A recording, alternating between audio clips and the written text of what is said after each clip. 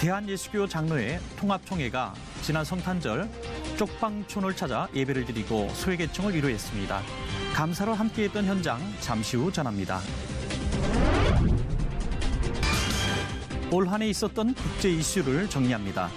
오늘은 국제적으로 파란을 일으켰던 브렉시트, 그 이후의 상황을 영국 현지 연결해 알아봅니다. 2016년 올 한 해 한국교회 이슈를 분야별로 정리합니다. 오늘은 두 번째 시간으로 박예명 아나운서와 함께 2016년 기독교 문화계를 결산합니다.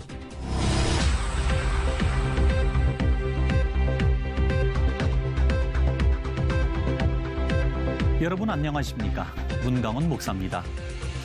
트럼프 정부 개막을 앞두고 일본 아베 총리가 진주만 방문에 나섰습니다. 외교가에서는 일본의 복잡한 노림수를 해석하느라 여념이 없는데요. 줄다리기를 하는 미, 중로, 강대국 사이에서 주변 국가들의 움직임도 부산해졌습니다. 더불어 우리나라도 외교 정책에 대한 점검이 필요해졌는데요. 줄서기식 외교가 아닌 바른 역사 인식에 따른 행보가 진행되어야 하겠습니다. 첫 순서로 교계 뉴스부터 전해드립니다. 대한예수교 장로회 통합총회가 성탄의 기쁨을 함께 나누기 위해 서울 영등포역 주변의 노숙인과 쪽방촌 주민들을 직접 찾았습니다. 총회 임원들은 함께 예배드리고 그들의 고된 삶을 위로하는 시간을 가졌습니다. 유성원 기자가 보도합니다. 서울 영등포역에서 얼마 떨어져 있지 않은 곳에 위치한 쪽방촌. 이곳 영등포 쪽방촌은 서울시 5개 지역 쪽방촌 가운데 거주자가 가장 많은 곳입니다. 현재 쪽방촌은 100여 개 동 600여 개의 쪽방이 좁은 골목에 다닥다닥 붙어 있습니다. 상시 거주자는 약 2,700여 명에 이르고 일시 거주자도 700명에 달합니다. 거주자들은 노숙인을 포함한 기초생활수급자가 약 43%, 독거노인 25%, 장애인 20% 등으로 구성되어 있습니다. 쪽방은 0.5평에서 1평 정도 크기로 어른 한 명이 겨우 들어갈 수 있습니다. 월세는 20만 원에서 25만 원이며 보증금은 없는 경우가 많습니다. 대한예수교 장로회 통합총회가 성탄절을 앞두고 쪽방촌을 찾아 어려운 이웃들을 위로했습니다. 기존 성탄 행사를 서울역 광장에서 진행했던 것과 다르게 노숙인들과 소외계층을 직접 방문한 것입니다. 통합총회는 추운 겨울을 나는 데 도움이 될 수 있는 방한용품은 물론 소망과 희망을 전하기 위해 격려하고 기도했습니다. 우리 성탄의 기쁨은 우리만의 기쁨이 아니고 우리 온 인류의 기쁨이고 특별히 가난한 자와 또 소외전자를 위해서 이 땅에 오셨는데 우리가 예수님께서 오신 기쁨을 함께 나누기 위해서 우리 총회 임원들이 함께 왔습니다. 또한 실직 노숙인과 사회적 약자를 위한 자활과 재활을 돕는 햇살 보금자리를 방문해 노숙인과 함께하는 성탄 예배를 드렸습니다. 이성희 총회장은 예수님은 가난한 모습으로 이 땅에 오셨지만 우리의 죄를 대신해 하나님과 사람 사이를 사랑으로 이어주신 분이라고 전했습니다. 한국교회가 성탄절을 맞아 노숙인, 쪽방촌 주민 등 소외된 자들을 찾아 위로했습니다. 이들에게 한국교회는 1년에 한 번 찾아오는 손님이 아닌 1년 365일 함께하는 이웃이 되길 소망하고 있습니다. CCNR 뉴스 유성훈입니다. 이어서 그 밖의 교계 소식 전해드립니다. 한국기독교총연합회는 2017년 신년 메시지를 통해 회복과 개혁의 2017년, 하나님 말씀 앞에 바로 서는 공의로운 삶을 통해 사회의 변화와 개혁을 가져오며 이웃의 잘못을 용서하면서 하나님의 사랑을 삶 가운데 실천하는 모두가 되길 기도한다고 말했습니다. 한국교회연합은 이 땅의 대립과 분열이 그치고 다가올 대선에서 하나님 마음에 합한 지도자가 선출되도록 나아가 남북이 하나님의 손에서 하루속히 평화 통일을 이루도록 간절히 기도해야 할 것이라고 전했습니다. 한국기독교교회협의회는 회개를 우리 삶의 기초와 지배 원리로 삼아 예수 그리스도의 은총이 우리를 구원하시기 위해 우리에게 임하게 하고 오직 이 방식을 통해서만 고통스럽게 하는 모든 사회적 문제들이 해결될 것이라고 메시지를 전했습니다.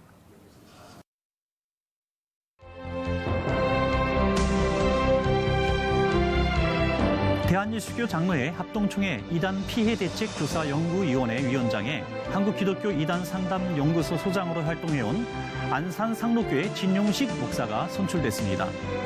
한국기독교 교회협의회 비상시국대책회의는 지난 23일 헌법재판소에 공개 편지를 보내 박근혜 대통령 탄핵건에 대해 조속히 결정을 내려달라고 요청했습니다. 대한민국 국가조참기도회는 내년 3월 2일 기도회를 개최하고 박근혜 대통령 대신 황교안 대통령 권한대행과 정세균 국회의장 등을 주요 4인으로 초청하는 방안을 논의한다고 밝혔습니다.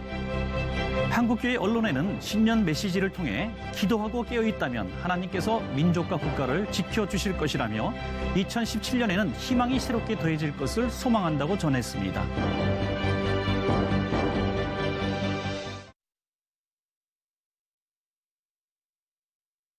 다음 소식입니다. 2016년 해외 이슈를 정리하고 있습니다. 어제는 지구촌 난민 문제를 살펴봤고요. 오늘은 블랙시트로 전 세계를 떠들썩하게 했던 영국으로 가보겠습니다. 백승준 선교사님 전화 연결되어 있습니다. 선교사님 안녕하십니까? 네, 안녕하십니까. 백승준 선교사입니다.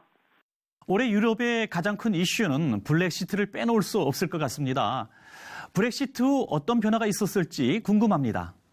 브렉시트라는 단어가 옥스퍼드 사전에 정식으로 등재될 정도로 영국은 지난 6월 23일 EU 탈퇴를 결정하는 국민투표로 인해 많은 변화가 일어나고 있습니다. 무엇보다도 탈퇴를 결정한 직후부터 영국 파운드화는 계속해서 떨어지게 되었고요. 현재 20% 정도 떨어졌는데요. 그 결과 많은 수입품 소비자들의 물가가 상승하기 시작하며 영국민들은 브렉시트의 후폭풍을 실감하고 있습니다. 해외 여행을 다녀온 사람들은 영국 파운드화의 가치를 더 많이 체험할 수밖에 없었습니다.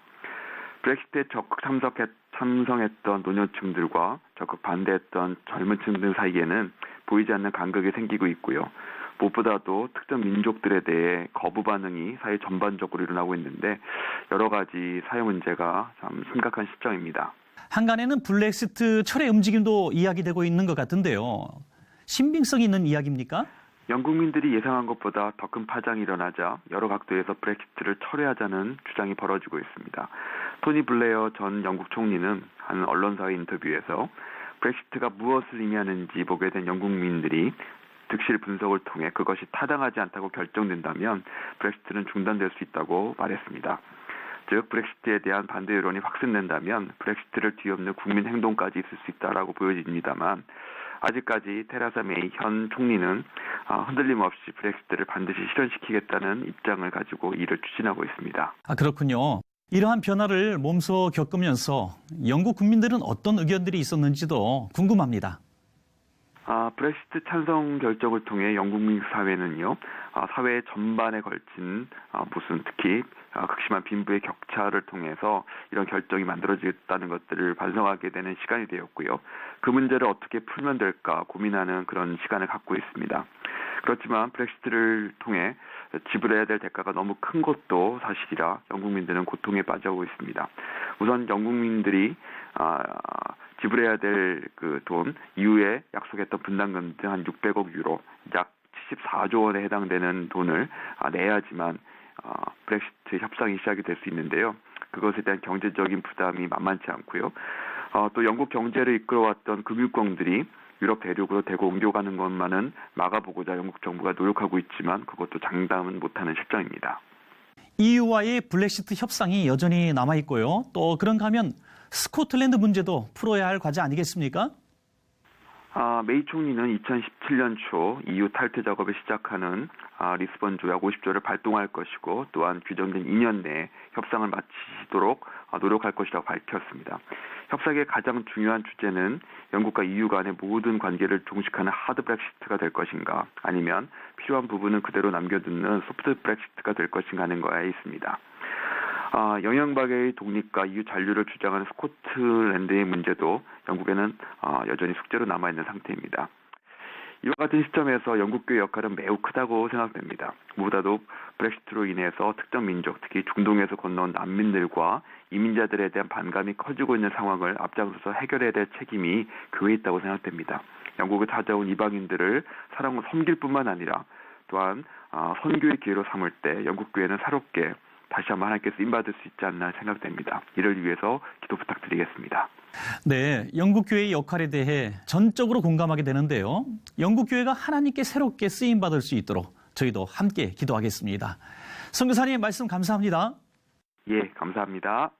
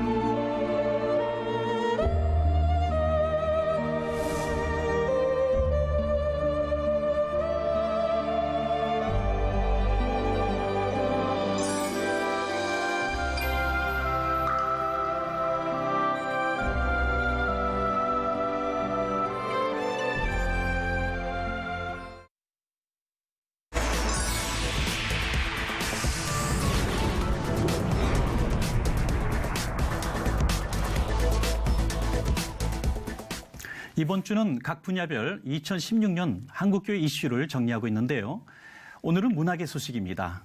매주 이 시간 문학의 소식으로 함께하는 박연명 아나운서 나왔습니다. 안녕하세요. 네, 목사님 안녕하세요. 네, 반갑습니다. 네, 반갑습니다. 금년 한 해도 여러 가지 일들이 있었을 텐데요. 네. 하나하나 점검해 볼까요? 네, 알겠습니다. 먼저 5개 카테고리로 나눠서 설명을 해드리겠습니다. 보통 문화하면요, 도서 출판, 영화, 음악, 미술, 공연 등으로 구분을 할 수 있는데요. 지난 2014년이었죠. 도서 정가제법이 개정이 되면서 큰 어려움을 겪었던 도서 출판계부터 살펴보도록 하겠습니다. 이 월간 기독교 출판 소식에 따르면요, 2016년에 출간된 기독교 신간은 1000여 종 정도라고 합니다. 이 도서 출판계의 불황이 계속됐던 점을 감안한다면 높이 평가할 만한 부분이라고 할 수 있겠습니다. 첫 번째 트렌드는 기독교 문학이 다시 주목을 받기 시작했다는 겁니다. 올해 한국기독교출판협회가 소개한 시, 소설, 수필 분야의 책은 전체 기독교 신간 중 3.3%를 차지했습니다. 수치상으로는 예년과 비슷하지만 시와 소설이 늘었다는 점이 눈에 띄는데요. 신앙, 일반 혹은 간중류의 신간들이 많았던 것과 달리 2016년에는 소설 신간의 경우 전년 대비 20% 이상 증가했고 시집 출간도 늘었습니다. 특히 철로 역정, 배너 등 고전으로 분류되는 소설들의 출간이 줄을 이었습니다. 문학으로서의 성경에 초점을 맞춘 책들의 출간도 이어졌는데요. 다시 말해 과거에는 일수에 맞춰 성경을 나눠 읽는 방식의 성경 통독 행위에 초점을 맞췄다면 2016년에는 성경의 스토리를 읽고 깨닫는 양질의 독서로 변화했다는 것이 특징으로 꼽힙니다. 대표적인 작품으로는 아가페 출판사의 스토리 바이블을 꼽을 수 있겠습니다. 두 번째 트렌드로는 2017년 종교개혁 500주년을 앞두고 관련 신간들의 출간이 이어진 것을 들 수 있습니다. 각 교단 소속 출판사들을 필두로 종교개혁과 관련된 책들을 재개정하거나 새로 기획함으로써 독자들에게 종교개혁의 의미를 전하고 있는데요. 루터를 말하다, 유럽 종교개혁지를 가다, 마틴 루터의 기도, 마르틴 루터 등이 출간되며 종교개혁 500주년을 향한 기대를 모았습니다. 네, 불황이 계속되는 중에서도 네. 여러 가지 변화와 또 시도가 있었다는 점 참 높이 평가해야 될 부분인데요. 네, 맞습니다. 다만 베스트셀러의 점유율이 일부 대형 출판사에만 집중되어 있었던 점은 아쉬움으로 남는 부분입니다. 네, 이번에는 음악으로 넘어가 볼까요? 네, 음악으로 넘어가 보겠습니다. 사실은 음악계도 많이 어렵습니다. 이 기독교 음악에 대한 관심과 수요가 급격하게 감소한 그런 상황인데요. 일부에서는 기독교 음악 시장이 아예 없다 이런 평가가 나올 정도입니다. 그럼에도 매일 최소 2장에서 최대 10장이 넘는 앨범들이 발매가 됐고요. 올 한 해 나온 새로운 앨범들은 총 1000장에 달한다고 합니다. 먼저 기독교 음악 분야에서는 워십팀들의 변화가 눈에 띄었습니다.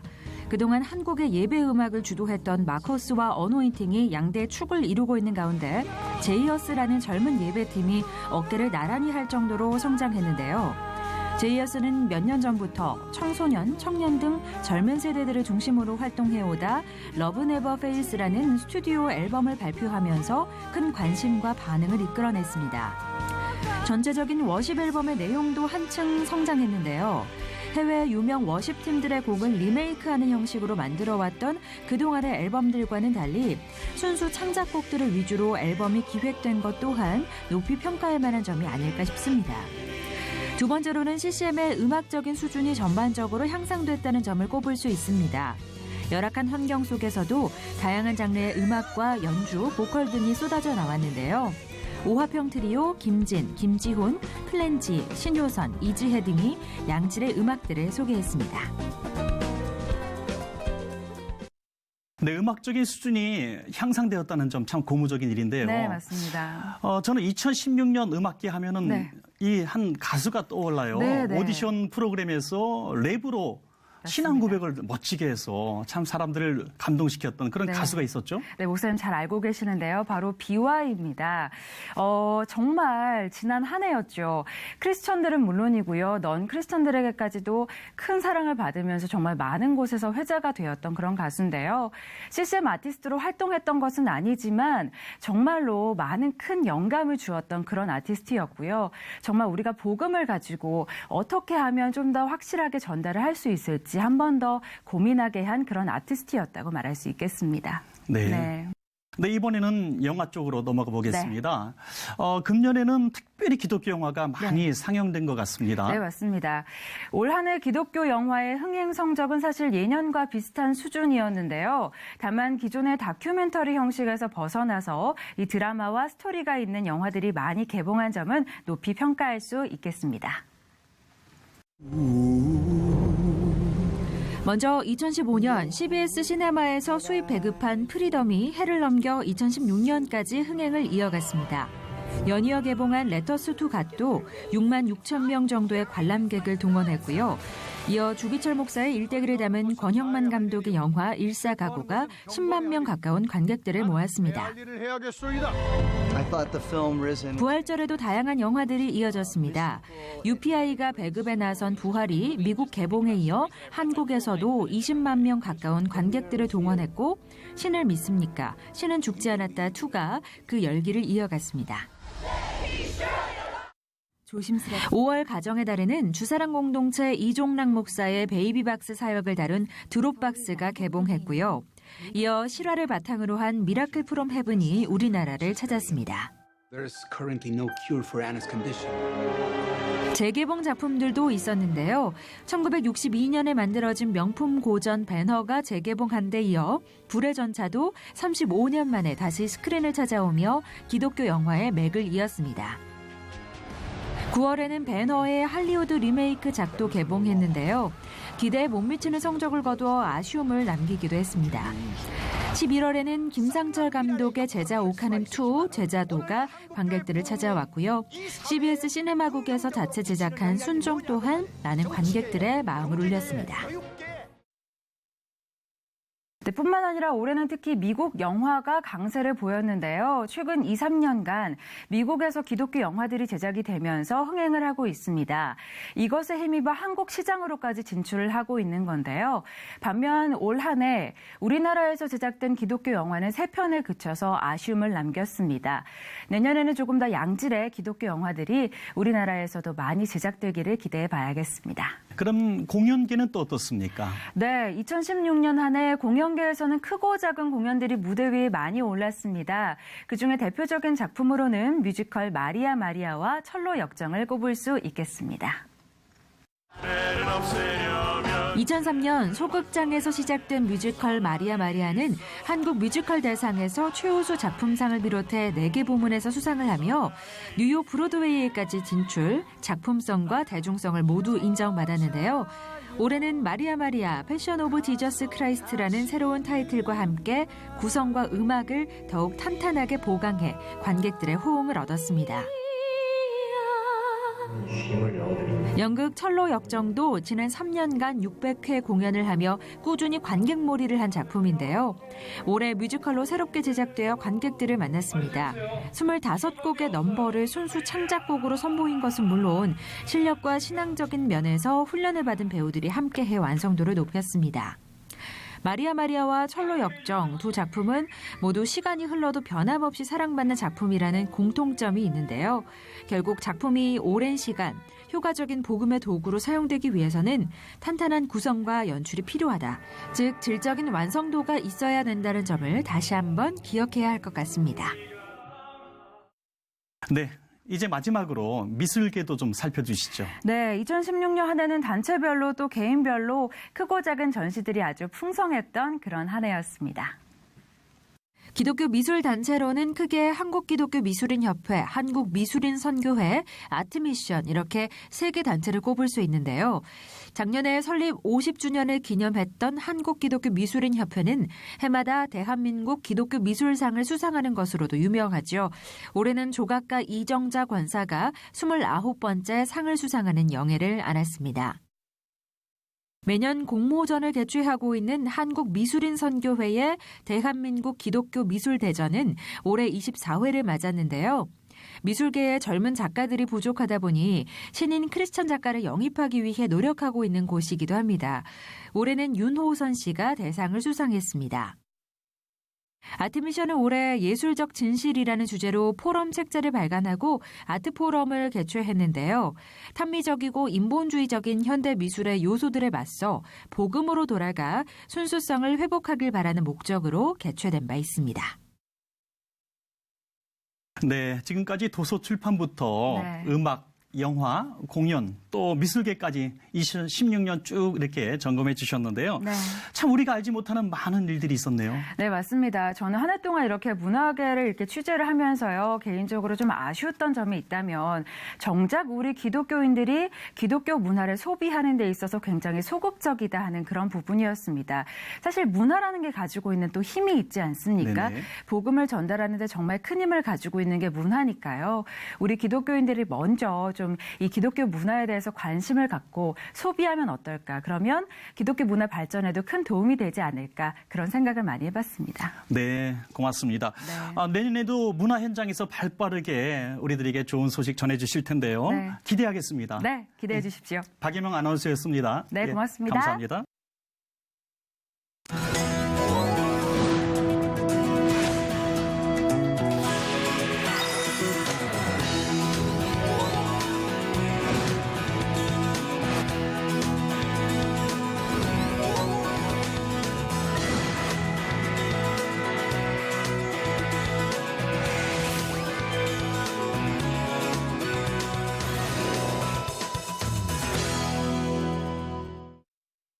지난 성탄절 필리핀은 태풍이 또 미국은 눈폭풍이 강타해서 어려움을 겪었는데요. 우리나라도 강추위가 예보되어 있습니다. 동파 예방에 각별히 신경 쓰셔야 되겠습니다. 시천을 메거진 굿데이는 여러분이 직접 참여하실 수 있는 방송입니다. 아래 전화번호와 이메일로 언제든지 연락 주시기 바라고요. 인터넷을 통해서도 저희 방송을 다시 보실 수 있습니다. 오늘 순서는 여기까지입니다. 시청해주신 여러분 고맙습니다.